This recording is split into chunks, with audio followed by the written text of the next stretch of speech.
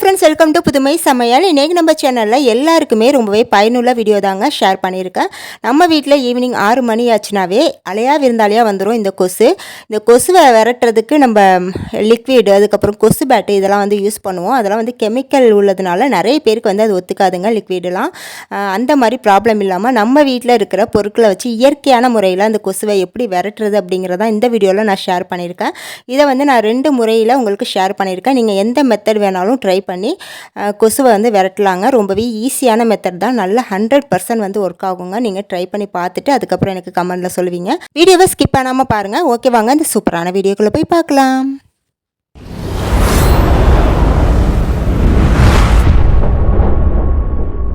இப்போ first method பார்த்துடலாம். இதுக்கு பார்த்தீங்கன்னா ஒரு அகல் விளக்கு எடுத்துக்கலாங்க.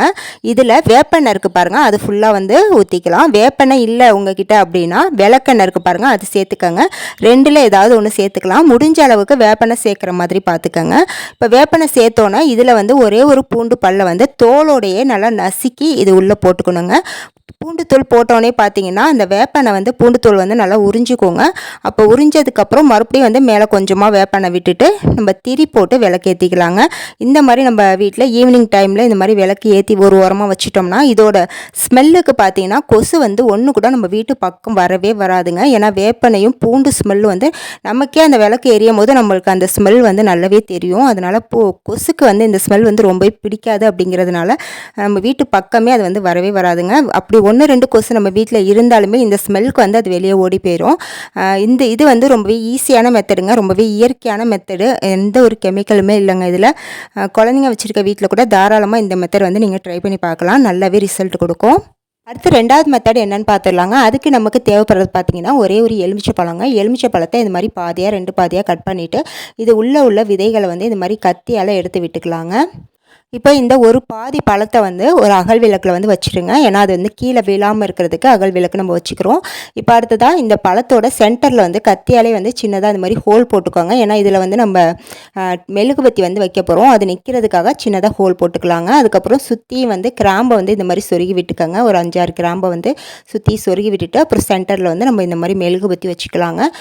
மெழுகுபத்தி பார்த்திங்கன்னா ரொம்பவே சின்ன சைஸாக எடுத்துக்கோங்க. அப்படி இல்லைனா நீங்கள் பர்த்டே கேண்டில் இருக்குது பாருங்கள், அதை கூட வந்து வச்சுக்கலாம்.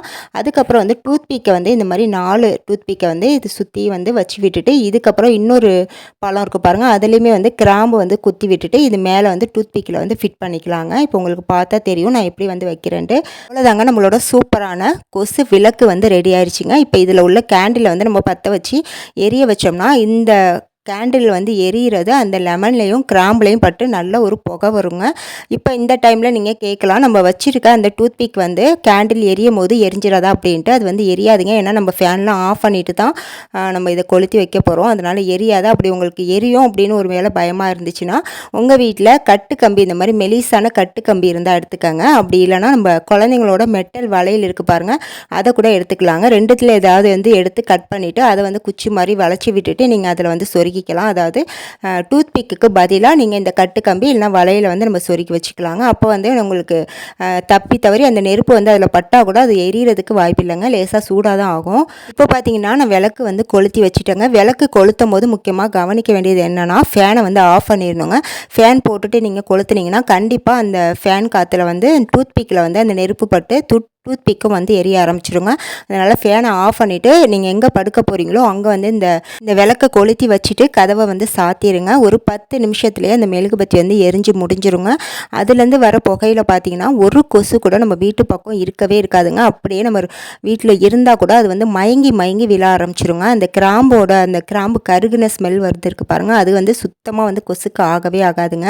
அப்படியே நம்ம வீட்டில் கொசு இருந்தால் கூட அது வந்து மயங்கி விழ ஆரம்பிச்சிருங்க. இதை நான் ட்ரை பண்ணி பார்த்ததில் வந்து எனக்கு சூப்பராக ரிசல்ட் கொடுத்துச்சுங்க. எல்லா கொசுமே வந்து அப்படியே மயங்கி விழ ஆரம்பிச்சிருச்சு. இப்போ பார்த்தீங்கன்னா நான் உங்களுக்கு லைவாகவே காட்டுறேன். கொசு வந்து அங்கங்கே வந்து மயங்கி விழுந்து கிடக்கு பாருங்கள். என் வீட்டோட டைல்ஸ் தரைக்கு உங்களுக்கு வந்து தெரியுதா என்னான்னு தெரியல. இப்போ நான் கையில் வந்து எடுத்து காட்டுறேன் பாருங்கள். அப்படியே வந்து அரை மயக்கத்தில் வந்து அந்த கொசுலாம் வந்து மயங்கி விழுந்து கிடக்குங்க. இந்த மாதிரி நீங்கள் செய்யும் போது பார்த்தீங்கன்னா உங்கள் வீட்டில் கொசு இருக்கவே இருக்காதுங்க. இது வந்து இயற்கையான முறையில் நம்ம ரெடி பண்ணுறதுங்க. இதனால் எந்த ஒரு சைடு எஃபெக்ட்டுமே நமக்கு இருக்கவே இருக்காது. நீங்கள் தாராளமாக அதை வந்து ட்ரை பண்ணி பார்க்கலாம். நல்லாவே ரிசல்ட் கொடுக்கும். அதுக்கப்புறம் கொசு வந்தால் நம்ம எப்படி வந்து விரட்டுறது அப்படிங்கிறத பார்த்தோம். கொசு வராமல் இருக்கிறதுக்கு நம்ம என்ன செய்யலாங்கிறத நான் சொல்கிறேன். ஃபஸ்ட்டு நம்ம வீட்டில் ஈவினிங் 5:30 மணி ஆயிட்டாவே நம்ம வீட்டில் உள்ள கதவு ஜன்னல் எல்லாத்தையுமே வந்து க்ளோஸ் பண்ணிடுங்க.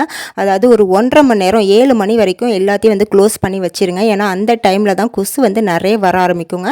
அதனால் அந்த டைமை ஃபுல்லாக க்ளோஸ் பண்ணி முடிச்சிருங்க. அப்போ வந்து நம்ம வீட்டில் கொசு வரவே வராது. அதுக்கப்புறம் நம்ம 7 மணிக்கு மேலே ஓப்பன் பண்ணி விட்டுக்கலாம். முடிஞ்ச அளவுக்கு பார்த்திங்கன்னா நம்ம வீட்டில் உள்ள பொருட்களை வச்சு இயற்கையான முறையில் நம்மளே கொசுவரட்டி ரெடி பண்ணி யூஸ் பண்ணுறது தாங்க ரொம்பவே நல்லது. ஏன்னா கெமிக்கல் லிக்விட்லாம் வந்து வாங்கி யூஸ் பண்ணுறது எல்லாருக்குமே வந்து ஒத்துக்காதுங்க. முக்கியமாக குழந்தைங்களுக்கு ஒத்துக்கவே ஒத்துக்காது. அதனால் இந்த மெத்தட் நீங்கள் ட்ரை பண்ணி பாருங்கள், நல்லாவே ரிசல்ட் கொடுக்கும். அடுத்து ஸ்கூல் போகிற பசங்களுக்கு வந்து கொசு கடிக்காமல் இருக்கிறதுக்கு இன்னொரு டிப் வந்து நான் இதோட சொல்கிறேங்க. தினமும் பசங்க ஸ்கூல் போகிறதுக்கு முன்னாடி என்ன பண்ணுறீங்கன்னா வேப்பெண்ணெய் இருக்குது பாருங்கள், அதை வந்து கொஞ்சமாக கைகளில் எடுத்து அவங்க நல்ல வந்து நம்ம கைகளில் ஃபஸ்ட்டு அப்ளை பண்ணிவிட்டு அதுக்கப்புறம் அவங்க கை கால்கள்லாம் வந்து இந்த மாதிரி நல்லா அப்ளை பண்ணி விடுங்க. இந்த மாதிரி அப்ளை பண்ணி விட்டுட்டு அதுக்கப்புறம் நம்ம சாக்ஸ்லாம் போட்டுட்டு ஸ்கூலுக்கு அனுப்பும்போது பார்த்திங்கன்னா ஒரு கொசு கூட நம்ம குழந்தைங்க பக்கத்தில் வரவே வராதுங்க. இதுக்காக அந்த க்ரீம் மாதிரிலாம் வந்து விற்கிறாங்க கொசு கடிக்காமல் இருக்கிறதுக்கு. அதெல்லாம் வந்து நம்ம வாங்கி யூஸ் பண்ணணும்னு அவசியமே இல்லைங்க. இந்த வேப்பெண்ணெய் போதும். இந்த வேப்பெண்ணெய் வந்து நல்லா தடவி விட்டுட்டு நம்ம ஸ்கூலுக்கு அனுப்பும்போது பார்த்திங்கன்னா இந்த வேப்பெண்ணெயோட வாடைக்கு வந்து ஒரு கொசு கூட நம்ம குழந்தைங்க பக்கத்தில் வரவே வராதுங்க. கொசு கடியினால் நிறைய வியாதிகள் வந்து வருதுங்க. முக்கியமாக குழந்தைங்களை தான் ரொம்பவே பாதிக்குது. இந்த மாதிரி நம்ம செய்யும் போது பார்த்திங்கன்னா அந்த வியாதிகள் வந்து நம்மளையும் நம்ம குடும்பத்தையும் வந்து நம்ம பாதுகாத்துக்க முடியுங்க. இந்த வீடியோவில் சொன்ன எல்லா குறிப்புகளுமே உங்களுக்கு பயனுள்ளதாக இருக்கும்னு நினைக்கிறேன். வீடியோ பிடிச்சிருந்தா மறக்காமல் ஒரு லைக் கொடுத்துருங்க. ஃபஸ்ட் டைம் என்னோட சேனல் இப்போ தான் நீங்கள் பார்த்துருக்கீங்க அப்படின்னா மறக்காமல் சப்ஸ்கிரைப் பண்ணி வச்சுக்கோங்க. அப்போ தான் நான் நெக்ஸ்ட்டு போகிற வீடியோ வந்து உங்களுக்கு நோட்டிஃபிகேஷனில் வரும். நெக்ஸ்ட்டு சூப்பரான வீடியோவில் வந்து மீட் பண்ணுறேன். தேங்க்ஸ் ஃபார் வாட்சிங்.